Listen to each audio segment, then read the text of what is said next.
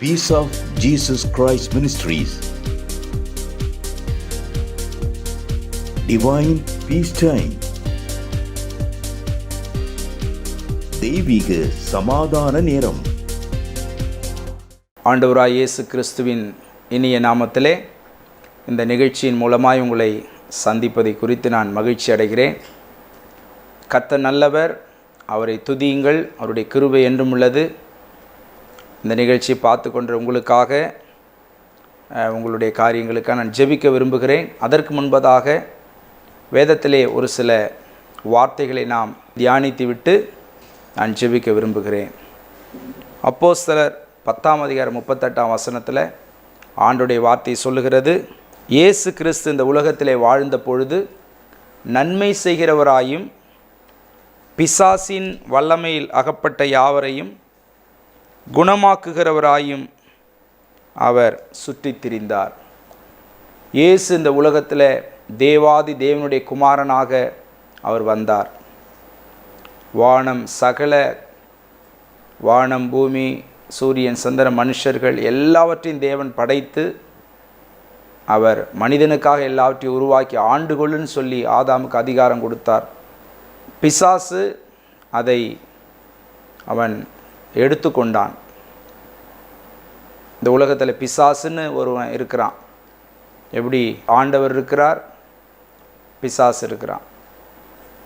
தேவன் உருவாக்கின ஒரு தூதர் தான் அவன். ஆனால் கீழ்ப்படியாமல் தள்ளப்பட்டு போனபடியினாலே பிசாசு இந்த உலகத்தில் இருக்கிறான். கண்ணுக்கு தெரியாத பூதம் மாதிரி வந்து மிரட்டுறதில்லை. அவன் மனுஷனுக்கு தீங்கு செய்யும்படி அவன் கிரியை செய்து கொண்டிருக்கிறான். அவனுக்கு இப்போ அழிவு இல்லை. அவனுக்கு ஒரு இயேசு கிறிஸ்து வருகை, அவர் வரப்போகிறார்.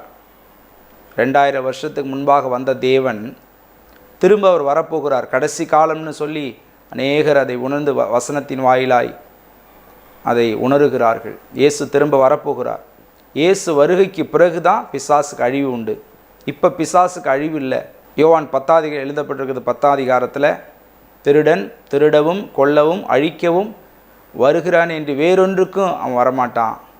நானோ அவைகளுக்கு ஜீவன் உண்டாயிருக்கவும் அந்த ஜீவன் பரிபூர்ணப்படம் வந்தேன் இயேசு கிறிஸ்து சொல்கிறார். பிசாசுடைய காரியங்கள் கொடுமையாக இருக்கிறது. 1 யோவான் 3:8 வாசிக்கிறோம், பிசாசுடைய கிரியைகளை அழிக்கும்படி இயேசு கிறிஸ்து தேவனுடைய குமாரன் வெளிப்பட்டார். பிசாசுக்கு அழிவில்லை, ஆனால் பிசாசுடைய கிரியைகளுக்கு அழிவு உண்டு. இயேசு கிறிஸ்துவால் மட்டும்தான் பிசாசின் கிரியைகளை அழிக்க முடியும். இந்த பூவுலகத்தில் பிசாசின் பிடியில் இருக்கிற எல்லாரையும் அவர் விடுதலையாக்கும்படி இயேசு கிறிஸ்து இந்த உலகத்திலே வந்தார். வியாதியோடு இருக்கிறவர்களுக்கு அவர் சுகத்தை கொடுத்தார். நன்மைகளை அவர் செய்தார். இயேசுவின் முதலாம் அற்புதம் என்று சொல்லி ஒரு காரியம் வேதத்தில் வாசிக்கிறோம். யோவான் சுவிசேஷம் 2 ஒரு நிகழ்ச்சி இருக்கிறது. 3ஆம் நாளிலே கலிலேயாவில் உள்ள கானா ஊரிலே ஒரு கல்யாணம் நடந்தது. இயேசுவும் அவருடைய சீஷர்களும் அந்த கல்யாணத்துக்கு அழைக்கப்பட்டது. ஒரு மேரேஜ் ஃபங்க்ஷன். விவாகம் யாவருக்குள்ளும் கனம் உள்ளதுன்னு வசனம் சொல்லுது. திருமணம், எத்தனையோ பேருக்கு திருமண தடை இருக்கிறது. ஏதோ பல காரணங்களால். அதுக்காக நம்ம ஜெபிக்க ஆண்டவர் நமக்கு கிருபை தருவார். இப்போ அந்த கல்யாணத்துக்கு இயேசு கிறிஸ்து அழைத்தார்கள். நான் பல வேலைகளை செய்யணும், பிசாசு பிடியுள்ள சுகமாக்கணும், வியாதியஸ்தர்களுக்கு சுகம் கொடுக்கணும், பரலோக ராஜ்யத்தை குறித்து பிரசங்கம் பண்ணணும் அப்படின்னு சொல்லி நான் கல்யாணத்துக்கு வரமாட்டேன்னு ஆண்டவர் சொல்லலை. ஆதாமை உண்டாக்கின தேவன் ஏவாளுக்கு ஏற்ற துணை கொடுத்தது போல திருமண பந்தங்களை, திருமண காரியங்களை கர்த்தர் நேசிக்கிறார், அவர் ஆசீர்வதிக்கிறார். கல்யாணத்துக்கு அழைக்கப்பட்ட கல்யாணத்துக்கு இயேசு கிறிஸ்து அவர் வந்தார். அங்கே இயேசு இருக்கும் பொழுது 3 வாசிக்கிறோம், திராட்சை ரசம் குறைவுபடுகிறது. இப்போ இதில் நிறையா விஷயம் அங்கே குறைவுபடுகிறது. இயேசு இருக்கிறார், ஏன் என் வாழ்க்கையில் கஷ்டம்? ஏசப்பாவை நம்புகிறேன். சில பேர் அப்படி இருக்கலாம். நான் சர்ச்சுக்கு போகிறேன், ஆண்டோடைய பிள்ளையாக இருக்கு, எனக்கு ஏன் கஷ்டம்?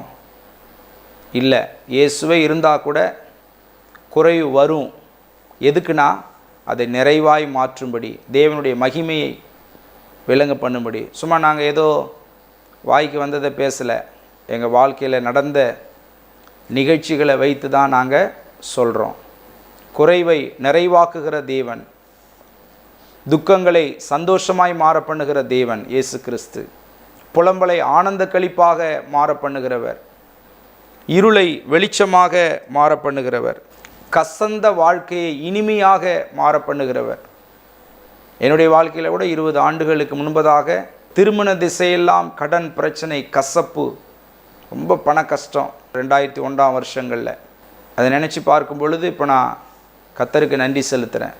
வருஷங்கள் ஓடினது, எல்லா பிரச்சனையும் மாற்றி இன்றைக்கி கர்த்தர் கசந்த பகுதிகளை இனிமையாக இயேசு கிறிஸ்து மாற்றி வைத்திருக்கிறார். எத்தனையோ பேர் சொல்கிறாங்க, இந்த கடவுள் என்ன கை விட்டுருச்சுங்க, கடவுள் செயல், எவ்வளோ பேர் சொல்லி புலம்பலை கேட்குறோம். ஒருபொழுதும் ஏசப்பாவை நம்பி வரும்பொழுது அப்படி சொல்ல வேண்டிய. 10 வருஷம் நான் ஏசப்பா பின்பற்றினங்க, வசனத்தை படித்தங்க, சபைக்கு போனேன், இப்படி பண்ணிட்டாருன்னு சொல்லவே முடியாது. அவரிடத்தில் வருகிற ஒருவரையும் அவர் புறம்பே தள்ளுவதில்லைன்னு பைபிள் சொல்லுது. இடத்துல வருகிற ஒருவரையும் நான் புறம்பே தள்ளுவதில்லை.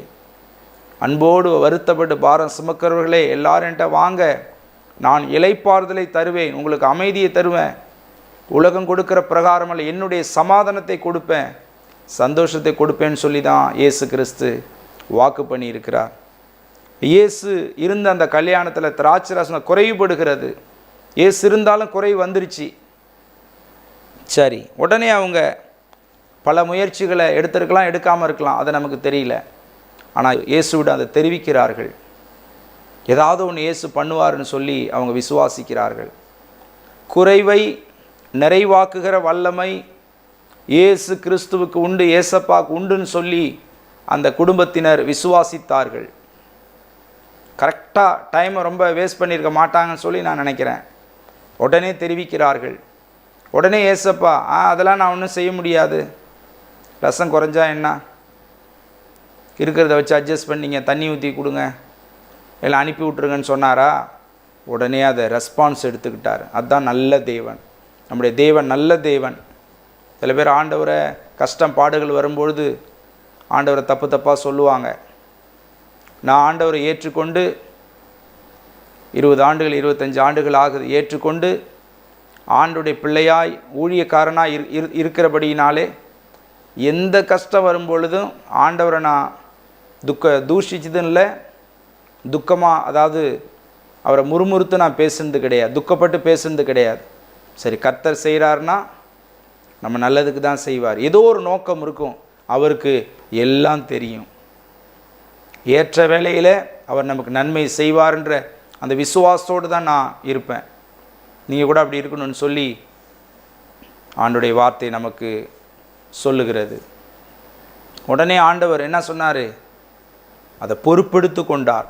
அப்படியா, சரி, அவங்களுடைய கஷ்டத்தையும் அவங்களுடைய தவிப்பையும் பார்த்துட்டு எவ்வளோ அசிங்கம், எங்களுக்கு ரொம்ப ஷேமாயிரும், வெக்கம் வந்துடும் சொல்லி, ஒரு திராட்சரசம் இல்லை, ஒரு திருமணத்தில் ஒரு உணவு இல்லைன்னா எப்படி இருக்கும்?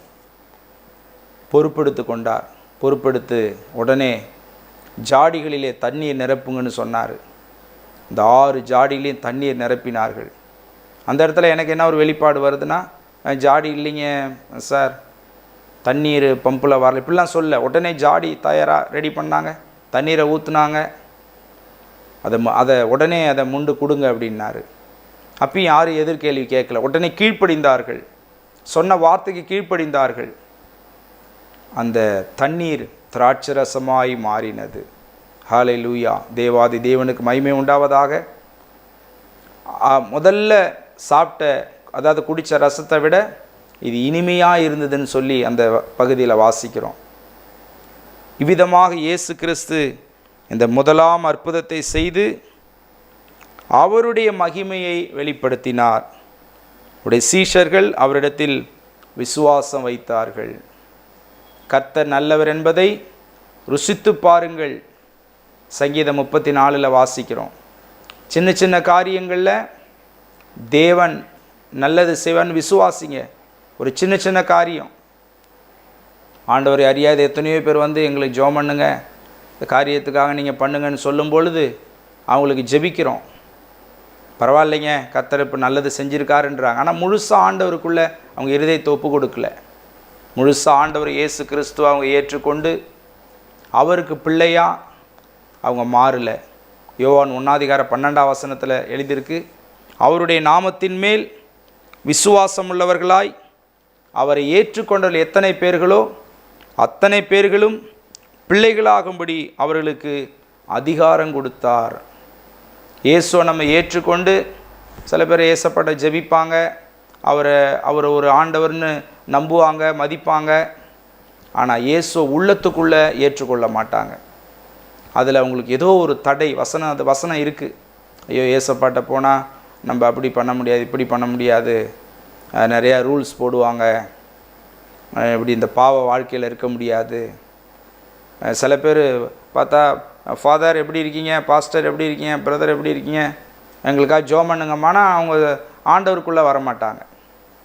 ஆனால் ஆண்டவருக்குள்ளே வரும்போது தான் நிறைவான ஆசீர்வாதம் கிடைக்கும், நித்திய ஜீவன் கிடைக்கும், மோட்ச பாக்கியம். இயேசு கிறிஸ்து ஏற்றுக்கொள்ளும் பொழுது யோவான் 3:16 வாசிக்கிறோம், தேவன் அவருடைய குமாரனாகி இயேசு கிறிஸ்துவை விசுவாசிக்கிறவர்கள் யார் விசுவாசிக்கிறாங்களோ அவர்கள் கெட்டு போகாமல் நித்திய ஜீவனை அடையும்படிக்கு இயேசு கிறிஸ்துவை தந்தருளி தேவாதி தேவன் உலகத்திலே அன்பு கூர்ந்தார்.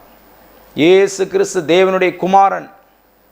இந்த கல்யாண வீட்டில் குறைவை நிறைவாக்கின தேவன், இனிமையான திராட்சரசமாய் மாறச் செய்த தேவன். உங்கள் வாழ்க்கையிலையும் திரும்புகிற திசையெல்லாம் கசக்குதா?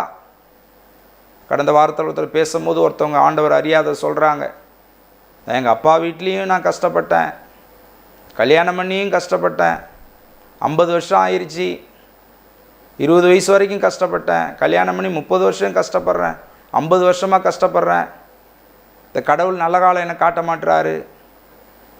ஒரு பொழுதும் ஏசப்பா நம்பும் பொழுது இப்படிப்பட்ட ஸ்டேட்மெண்ட்டு வராதுன்னு சொல்லி நான் விசுவாசிக்கிறேன். அவரை நம்புகிற ஒருவரை கைவிடுகிற தேவன் அல்ல. கர்த்தர் நல்லவர் என்பது ருசித்து சின்ன சின்ன விஷயத்தில் டேஸ்ட் பண்ணுறோம்.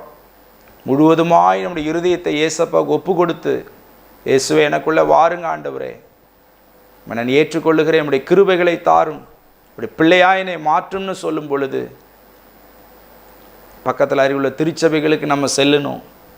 அதிகமாக ஆண்டவர் அறியாதவர்களுக்கு தான் இதை பேசிகிட்டு இருக்கேன். நிறையா ஆண்டவரை அறிந்தவர்கள் விசுவாசிகள் இருக்கிறீங்க, ஓகே, அதுக்கு அநேக பிரசங்கங்கள் இப்போ வந்துக்கிட்டு இருக்குது. ஆனால் ஆண்டவர் சொன்ன இந்த தொழுவத்தில் இல்லாத வேறே ஆடுகளின் உண்டு வரணும். இன்றைக்கி விசுவாசிகள் நம்ம என்ன செய்கிறோம்? சந்தோஷமாக இருக்கிறோம், கர்த்தர் நிறைய நன்மைகளை செய்கிறார்.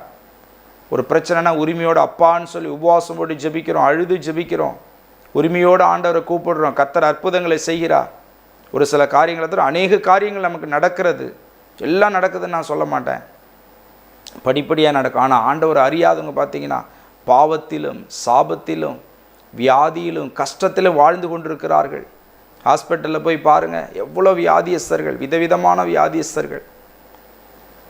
எங்கள் சபையில் பார்த்தீங்கன்னா ஒரு சில அநேக ஜனங்கள் இருக்கிறாங்க, கொடுமையான வியாதியஸ்தர்கள் யாருமே இல்லை, நல்லபடியாக வராங்க, நல்லா ட்ரெஸ் பண்ணுறாங்க, நல்லா போகிறாங்க, ஆண்களும் பெண்களும். வியாதி இருந்தால் கூட கர்த்தர் சுகமாய் மாற்றினார். வசனத்தில் வாசிக்கிறோம், துக்கங்களை சந்தோஷமாய் மாற பண்ணுகிற தேவன், வியாதியை ஆரோக்கியமாய் மாற பண்ணுகிற தேவன். இந்த ஏசப்பா நீங்கள் விசுவாசிங்க, இந்த நீங்கள் ஜெபம் பண்ணுங்க. உங்களுக்காக நான் இந்த நிகழ்ச்சி முடிவில் நான் ஜெபம் பண்ணுவேன். இப்போ என்னோட ஜெபத்தில் நீங்கள் கண்ணை மூடி இணைந்து கொள்ளுங்கள். வியாதியோடு நீங்கள் ஒருவேளை இருக்கலாம், குடும்ப பிரச்சனையோடு இருக்கலாம், கர்த்தர் உங்களுக்கு நன்மைகளை செய்வார். உங்களுக்காக நான் ஜெபிக்கிறேன். என்னோட ஜெபத்தில் இணைந்து கொள்ளுங்கள். பரிசுத்தமுள்ள எங்கள் பரலோக தகப்பனே, இந்த வேளையில் ஏசப்பாடு நாமத்தில் நம்முடைய வல்லமுள்ள பாதங்களுக்கு நேராய் நாங்கள் வந்திருக்கிறோம் ஐயா. இந்த நிமிஷ நொடி வரை ஜீவன் கொடுத்து, சுகம் கொடுத்து, பலன் ஆரோக்கியம் கொடுத்து இந்த உலகத்தை எங்களை வாழ வைத்திருக்கிறீரே, நன்றி. நன்மை செய்யும்படி வந்த இயேசு கிறிஸ்து இந்த நாளிலே இந்த நிகழ்ச்சியை பார்க்கிற ஒவ்வொருடைய வாழ்க்கையிலும் நன்மைகளை செய்யும்படி நான் ஜெபிக்கிறேன் ஆண்டவரே. நீண்ட காலமாய் திருமணம் நடைபெறாதபடி, ஆண்டவரே திருமணம் நடைபெறவில்லையே என்று சொல்லி பாரத்தோடு கவலையோடு இருக்கிறவர்களுக்கு நான் ஜெபிக்கிறேன். திருமண தடை இயேசு கிறிஸ்துவின் நாமத்திலே விலகுவதாக. இயேசு கிறிஸ்துவின் நாமத்தில் என்னுடைய வாழ்க்கையில் ஒரு அற்புதம் நடைபெறுவதாக. திருமணம் நடைபெறட்டும் ஐயா. புத்திர சந்தானங்கள் நிரப்பும். இயேசப்பாவை ஏற்றுக்கொள்ளட்டும். உடைய கிருபைகளை பெற்றுக்கொள்ளட்டும். உடைய ஆசீர்வாதங்களை பெற்றுக்கொள்ளட்டும். எல்லா கணம் துதி மகிமை உங்களை ஏறெடுக்கிற இயேசப்பா எங்களை தாழ்த்தி அர்ப்பணிக்கிறோம். ஆண்டவரே இயேசு கிறிஸ்துவின் நாமத்தில் ஜெபிக்கிறோம் எங்கள் அன்பின் நல்ல பிதாவே. உங்கள் ஜெப தேவைகளுக்கும் மேலும் ஆலோசனைகளுக்கும் தொடர்பு கொள்ள வேண்டிய எங்கள் முகவரி: pastor G.J. Michael, peace of Jesus Christ ministries, MK தோட்டம், சிதம்பரம். Cell number 7530084562.